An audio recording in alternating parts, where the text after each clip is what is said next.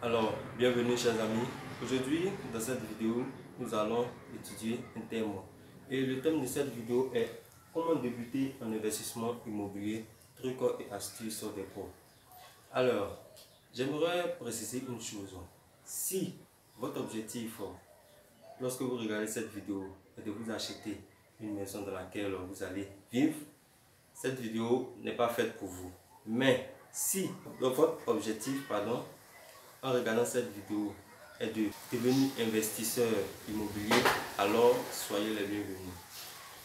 Dans cette vidéo, nous allons étudier trois thèmes très importants lorsqu'on aimerait bien investir, lorsqu'on est nouveau dans l'investissement immobilier.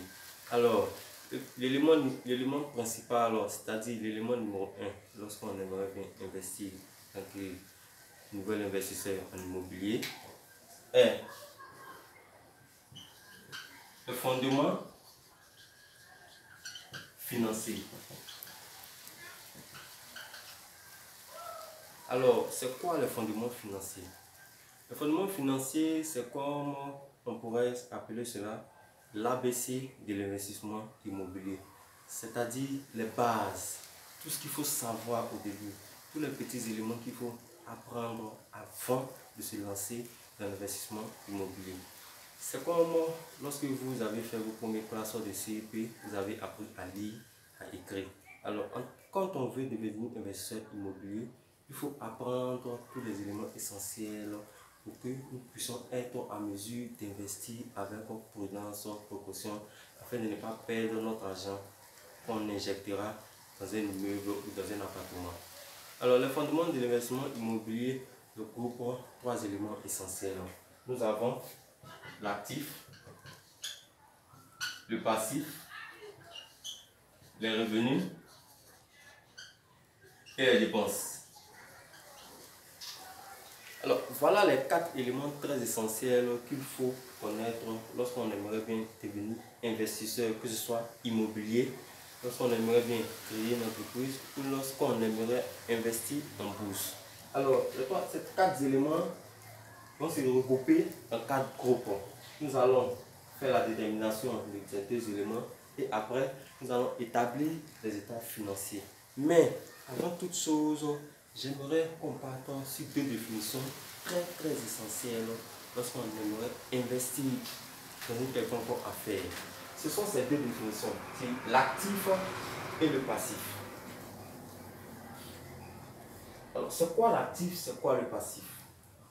L'actif, c'est l'ensemble des biens et des créances qui mettent de l'argent dans votre poche. C'est-à-dire, lorsque vous faites un business ou lorsque vous investissez dans une quelconque affaire ou lorsque vous êtes dans une quelconque entreprise, c'est l'ensemble des bénéfices qui entreront dans votre poche qui constitue l'actif. Donc, comme je disais, l'actif, c'est l'ensemble des biens et des créances qui mettent de l'argent dans votre poche.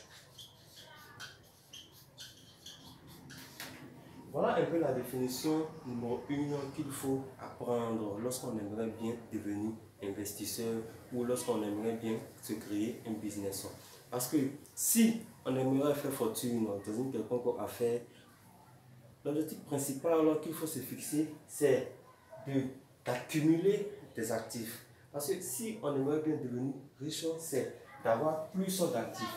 Plus on a d'actifs, plus notre marge brute augmente, notre cash flow augmente. Moins on a d'actifs, moins notre marge brute augmente, moins on a de cash flow, donc on ne peut pas devenir riche. Et quelle est la définition du passif? Le passif, c'est l'ensemble des biens et des créances qui viennent enlever de l'argent dans votre poche.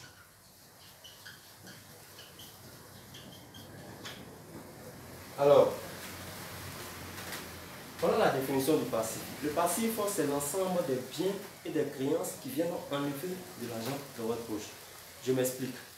Nous avons dit que l'actif, c'est l'ensemble des biens et des créances qui viennent enlever, mettre de l'argent dans votre poche. Donc, je prends l'exemple de ce marqueur. Ce marqueur constitue un actif pour moi. Donc, qu'est-ce que cela va générer? Ce marqueur rentrera dans ma poche. Vous voyez, ça rentre. Donc, au fur et à mesure, ça s'accumule. Mais, quand c'est un passif, au lieu de rentrer, ça sort. Donc, au fur et à mesure que ça sort, ça m'appauvrit. Et au fur et à mesure que ça rentre, ça m'enrichit.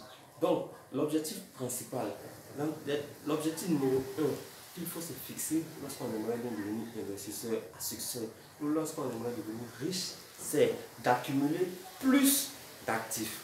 Donc, quand on accumule plus d'actifs, plus on devient riche. Et lorsqu'on accumule plus de passifs, plus de dettes et plus on est endetté, plus on est pauvre, bien sûr.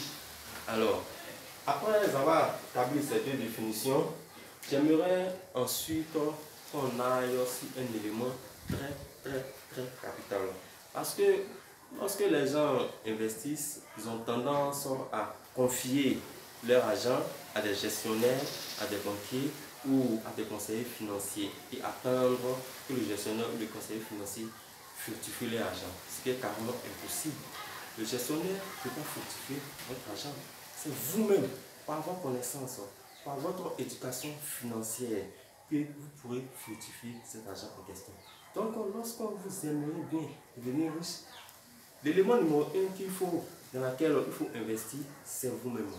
Investissez en vous-même. Enrichissez votre connaissance.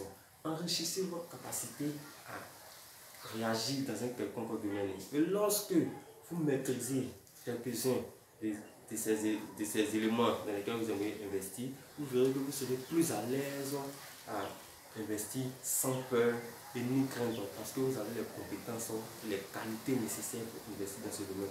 Alors que si vous voulez remettre cet argent en question à un gestionnaire ou à un banquier, que celui-ci puisse investir à votre place, vous verrez que ça ne sera pas facile pour vous de dormir sur vos deux oreilles parce que vous comptez sur quelqu'un pour que vous puissiez vivre à l'aise dans le futur. Ce qui est mauvais et ce qui sera et restera un mauvais conseil. Donc, lorsque on aimerait bien investir, que ce soit en bourse ou dans une quelconque affaire, le deuxième élément qu'il faut maîtriser après les deux définitions qui sont l'actif et le passif, c'est vos états financiers.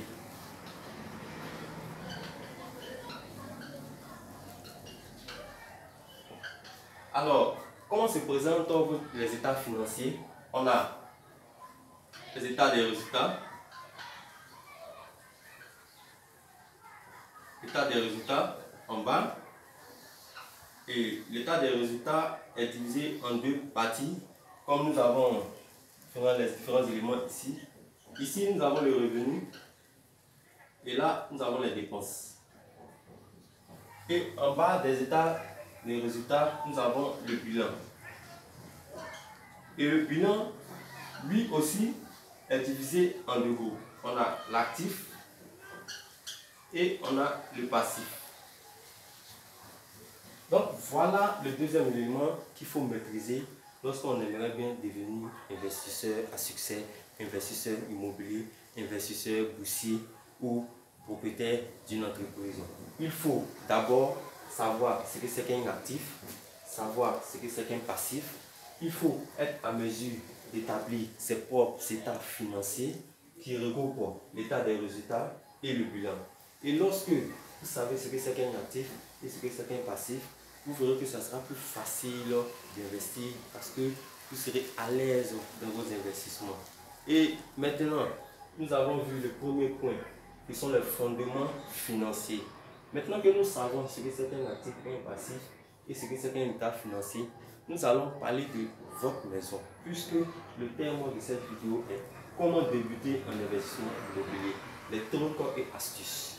Alors, après avoir parler des fondements, nous allons parler de votre maison. Voilà, le deuxième point vous fera peut-être sauter de votre chaise, vu cette affirmation qui est pourquoi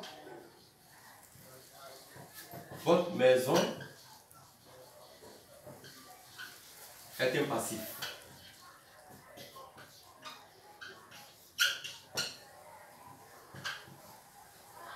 Alors, beaucoup de spécialistes seront à même de discuter de cette affirmation.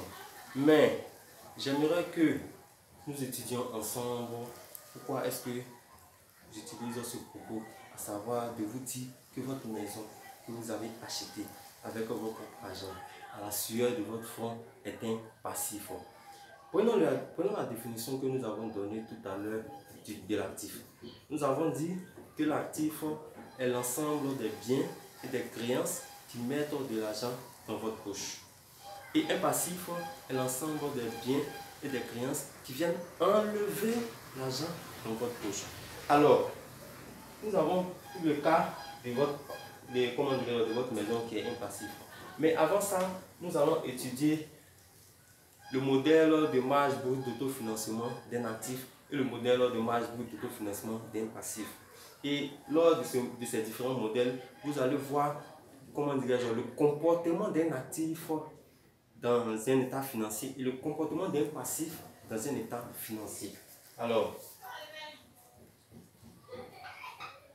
voici la marge brute d'autofinancement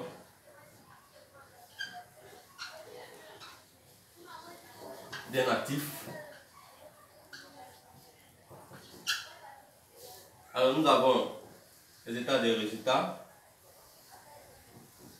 en haut les revenus et en bas les dépenses. Et nous avons en bas le bilan. Voilà. Et nous avons l'actif et le passif. Alors, la marge brute d'autofinancement d'un actif, comment est-ce qu'elle se comporte? Alors, l'élément quitte ici, la flèche quitte là, et vient directement au niveau des revenus. Parce que, comme on me disait, un actif, on met de l'argent dans votre poche, donc l'actif devient des revenus pour vous.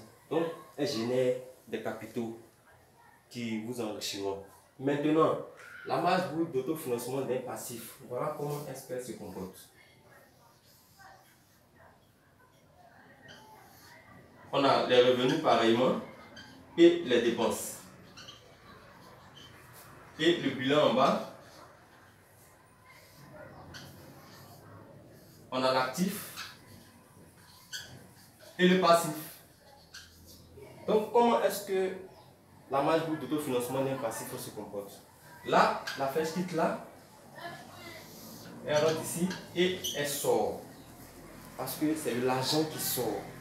Au fur et à mesure, l'argent sort. Donc, c'est un passif. Elle ne pourra pas vous enrichir. Alors que si vous vous concentrez sur l'accumulation d'actifs, vous verrez que ça sera facile pour vous de vous enrichir. Mais si vous vous concentrez à ne générer, à n'acheter que des passifs, vous verrez que ça sera impossible pour vous de vous enrichir. Maintenant, prenons le cas de votre maison. Maintenant que vous savez comment est-ce que se comporte un actif dans un état financier et comment se comporte un passif dans un état financier. Prenons le cas de votre maison. On suppose que vous avez une maison qui coûte une somme de 50 millions de francs CFA. Donc votre maison coûte 50 millions de francs CFA. Et puisque au moment de l'acquérir, vous n'avez pas les 50 millions de francs CFA en question, on suppose maintenant que vous avez un apport initial de 10 millions de francs CFA. Donc, vous avez une épargne de 10 millions. Donc, ayant les 10 millions, vous aimeriez bien acquérir la maison de 50 millions. Mais, puisque vous n'avez pas les 50 millions en question, vous vous approchez auprès de la banque et vous demandez un emprunt hypothécaire. Donc, vous aurez un emprunt hypothécaire de 40 millions. Donc, une hypothèque de 40 millions de francs CFA. Là, vous voyez que les 50 millions sont venus. Vous êtes endetté à hauteur pour une durée de 35 ans, par exemple. Voilà. sur 35 ans, vous allez acheter, payer au fur et à mesure et rembourser votre emprunt hypothécaire. Et cette maison, lorsque vous avez établi votre bilan, vos états financiers, vous vous dites que cette maison en question vous appartient. Donc, lorsque vous établissez votre bilan, voilà comment vous faites.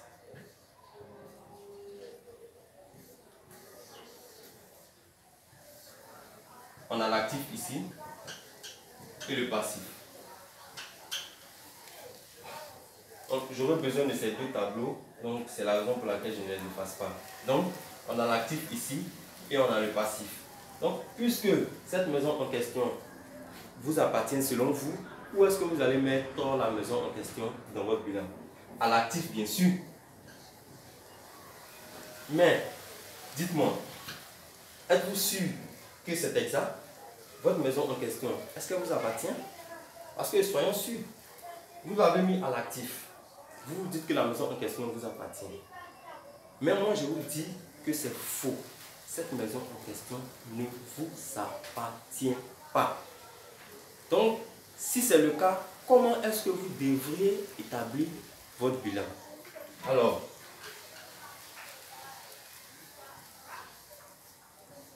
nous avons l'actif là et le passif. Donc, au lieu que la maison en question se retrouve à l'actif, elle se retrouvera au passif.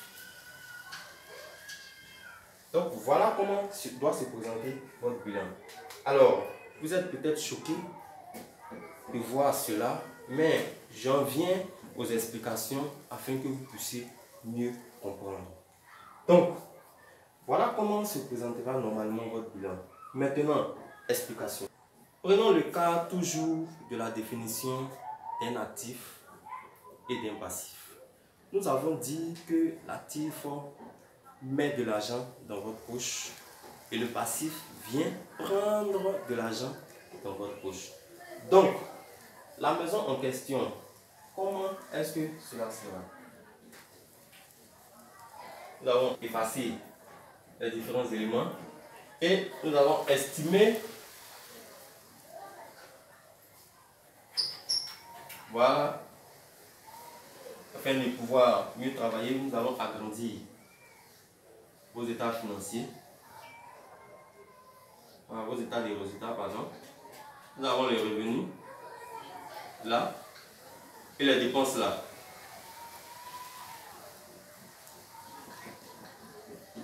État des résultats. Ça, c'est vos états financiers. Et on suppose que ça, c'est l'état financier de la banque en question qui vous accorde un prêt. Maintenant que vous avez la maison et que vous habitez, quelles sont les dépenses en question auxquelles vous allez faire face? Vous aurez l'hypothèque, vous aurez les taxes sur les biens immobiliers,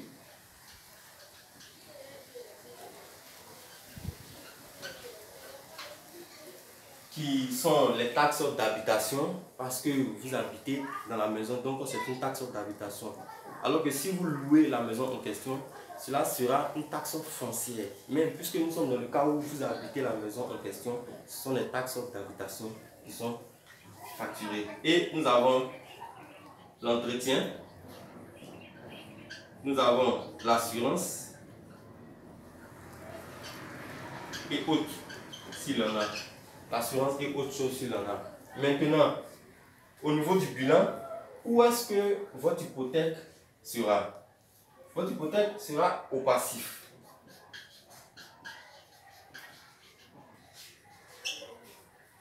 Donc, voilà un peu comment se présentera vos états financiers. Maintenant, comment se présentera l'état financier de la banque? Alors, au niveau de l'état financier de la banque, on aura l'hypothèque qui sera à l'actif.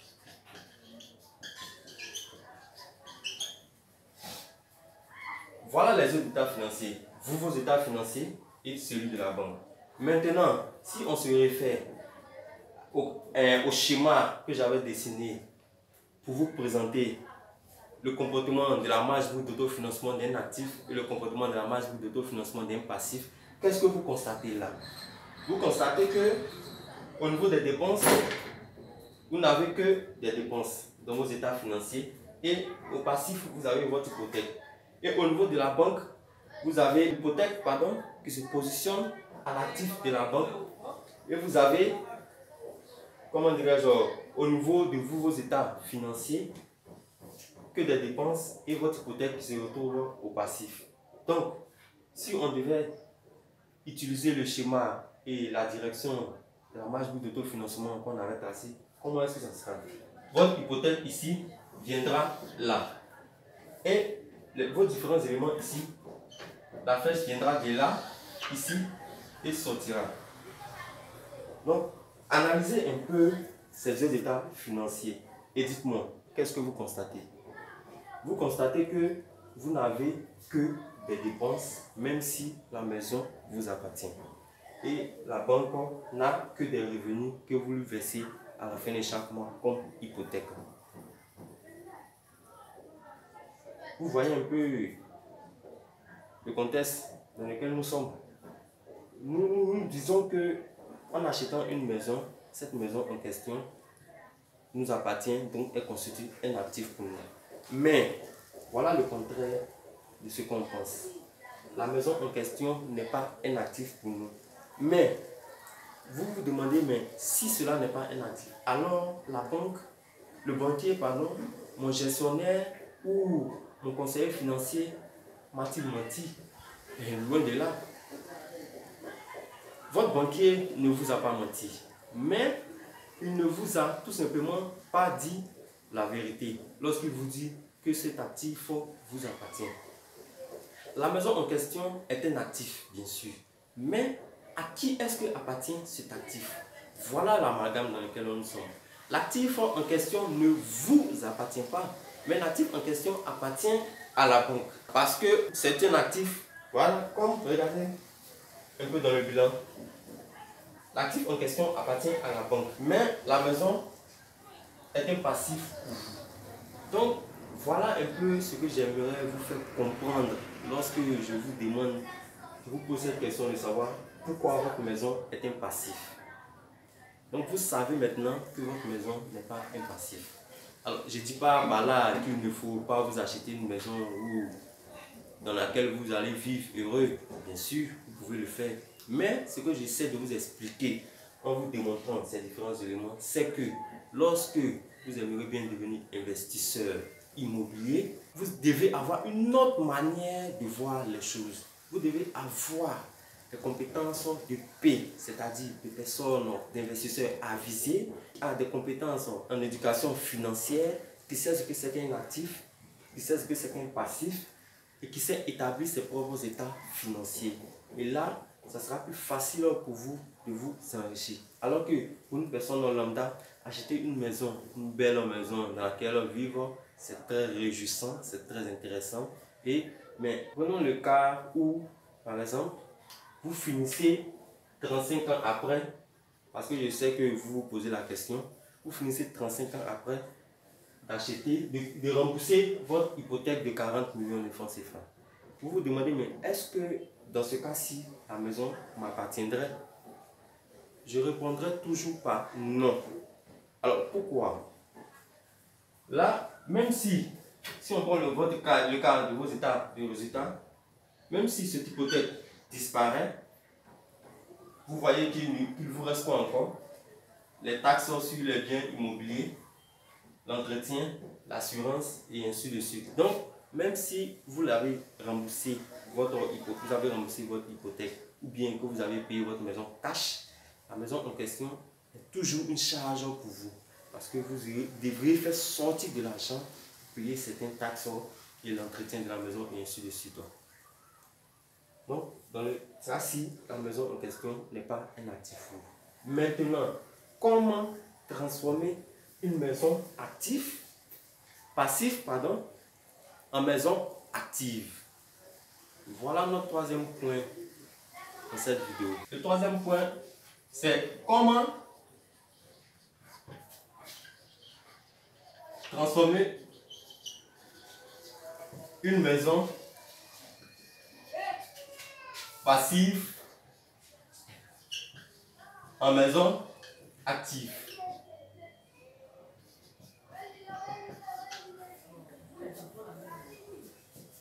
Alors, voilà le troisième point et le dernier point que j'aimerais qu'on étudie dans cette vidéo. Le deuxième point, vous avez essayé de savoir, je vous ai expliqué pourquoi est-ce que votre maison n'est pas inactive. Et je vous ai détaillé les différents éléments afin que vous puissiez comprendre. Maintenant, dans le troisième point, nous allons essayer de savoir maintenant comment est-ce que transformer notre maison qui est impassive auparavant en une maison active, c'est-à-dire une maison qui fait rentrer de l'argent dans nos poches. Alors, pour pouvoir transformer une maison passive en maison active, il y a deux éléments qui doivent s'ajouter à vos états de résultats. Nous avons le revenu locatif, le premier élément, et le revenu locatif net. Alors, voilà les deux éléments qui doivent s'ajouter à vos états financiers pour que votre maison devienne inactive. Donc, pour pouvoir mieux vous expliquer, nous allons prendre toujours votre exemple de cette maison. On suppose que la maison en question, vous la mettez maintenant, puisque nous cherchons un revenu locatif, donc ce qui veut dire que nous allons louer la maison en question. Donc, on suppose que nous louons la maison, donc nous aurons un revenu locatif à hauteur par exemple de 350 000 francs CFA par mois.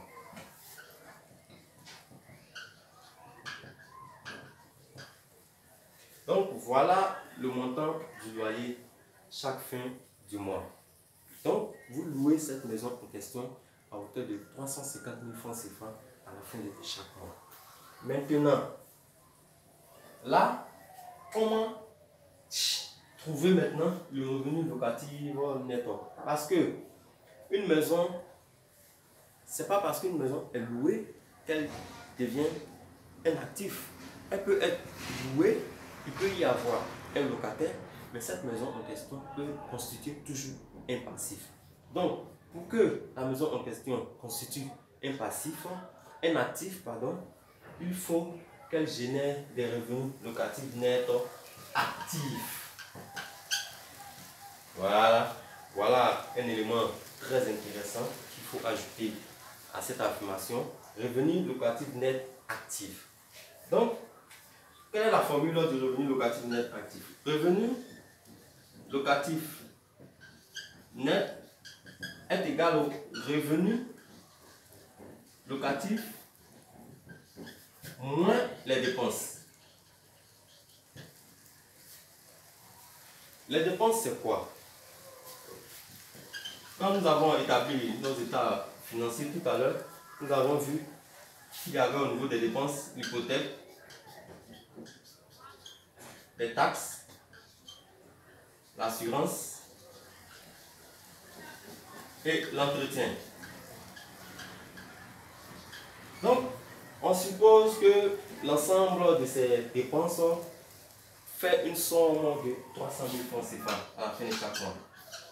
Donc, lorsque nous payons notre hypothèque, nos taxes foncières ou taxes d'habitation, notre assurance, notre entretien, on se rend compte que nous avons dépensé 300 000 francs CFA. Donc, si on utilise les 300 000 francs CFA dans la formule ici, qu'est-ce qu'on va faire? On va prendre le revenu locatif qui est de 350 000 moins les 300 000 en question. Donc, on aura un revenu locatif net,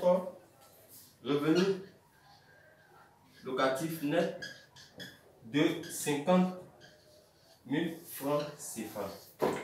Donc, nous avons un élément en plus. Donc, nous avons un montant en plus.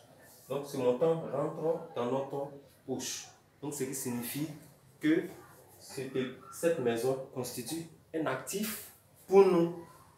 Voilà ce que j'avais voulu vous expliquer depuis le début.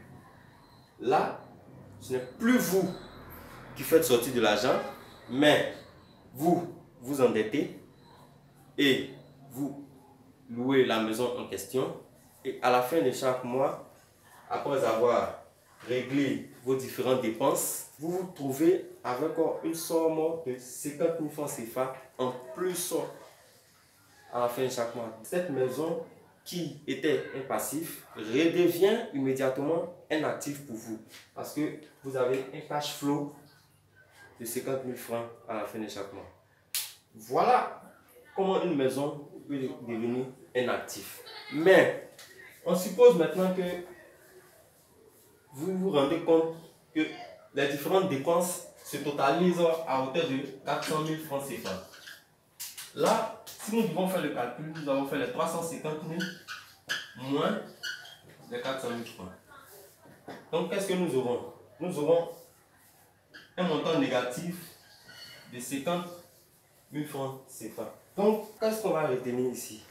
On va dire que la maison en question ne constitue pas un actif pour nous, même si nous avons des revenus locatifs nets, parce que ce revenu locatif net est une moins-value. Nous avons moins 50 000 francs. Où est-ce que les 50 000 francs quitteront? Bien sûr, c'est vous qui les payeront de votre poche, parce que la maison vous appartient. Donc, c'est la raison pour laquelle, lorsque vous ajoutez ces deux éléments pour pouvoir transformer votre maison qui était un passif en actif, il faut que vous reteniez que cette maison doit générer des revenus positifs, donc un actif. C'est là qu'on peut dire que votre maison en question représente un actif pour vous, parce qu'elle génère de chaque mois. Et là, si on devait établir vos états financiers, excusez que je les serre ici, j'espère que vous allez voir. Voilà. Là, on a les revenus, les dépenses, on a l'actif et le passif.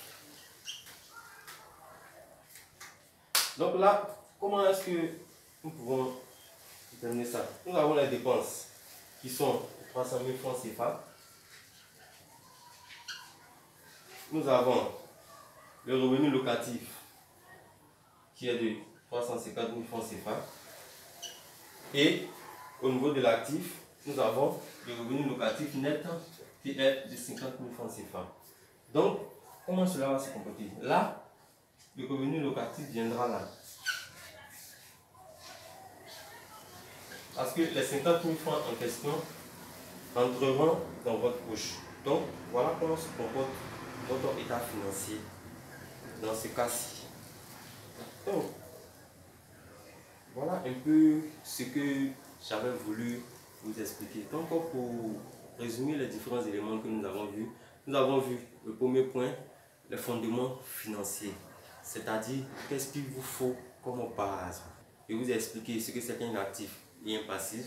Et j'ai dit aussi qu'il faut, en tant qu'investisseur, que vous soyez à mesure d'établir vos propres états financiers. Alors, je ne dirais pas que je n'aurai pas l'orgueil de dire que c'est ces deux éléments seulement qu'il vous faut, mais c'est la base, c'est-à-dire la base même qu'il vous faut.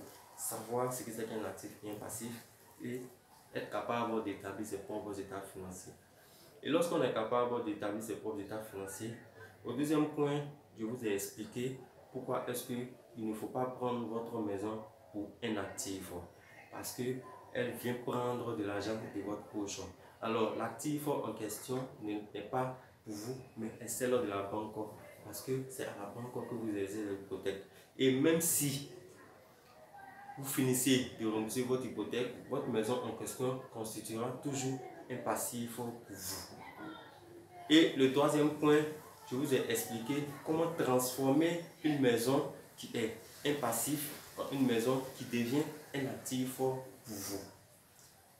Donc voilà les trois éléments que nous avons vus dans cette vidéo. Et j'espère que ces différentes informations vous auront servi et pourra enrichir votre connaissance en tant qu'investisseur immobilier. Nous aurons une vidéo la semaine prochaine que je vais vous expliquer encore d'autres éléments très importants. J'espère que cette vidéo vous aura plu et à la semaine prochaine. Merci.